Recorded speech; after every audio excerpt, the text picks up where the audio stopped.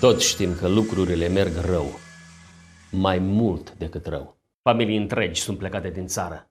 Copiii rămân fără educație. Profesori care ajung pe străzi.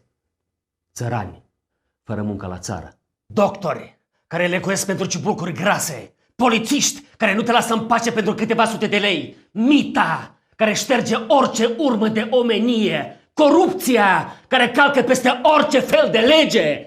Și totul este legat de bani și corupție. Bani, corupție, bani, corupție. Dar oamenii nu vor decât să fie lăsați în pace. Dar eu nu vreau să fiți lăsați în pace.